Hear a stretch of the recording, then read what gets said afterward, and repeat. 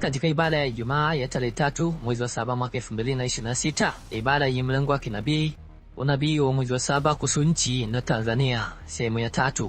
Mpako mafuta wa Bwana MWB James Anea alifanya maombi maalum kwa ajili ya kuliepusha taifa la Tanzania na maandamano yatakayopelekea umwagaji damu ndani ya taifa hili. So ukiona mimi nazungumza mustakabali wa tarehe 7, sikufungi kamba, nazungumzia yale ambayo ninayajua, kwamba tarehe 7 mwezi wa 7 sio namba nzuri prophetically kwenye issue ya maandamano. Unanielewa? Sio namba nini nzuri. We have to pray, and I'm saying hear it very well. Kama Bwana ametupa sisi jukumu la kuomba, I'm sure by our prayer we are going to stop it. We are going to stop it. By our prayer we are going to stop it.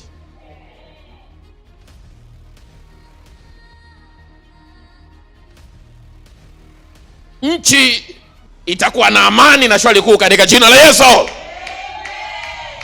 Nasema nchi itakuwa na amani na shwari kuu katika jina la Yesu. Ninatamka mashariki ya Tanzania itakuwa na amani. Magharibi ya Tanzania itakuwa na amani.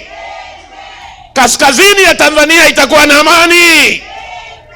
Kusini ya Tanzania itakuwa na amani. In the name of Jesus.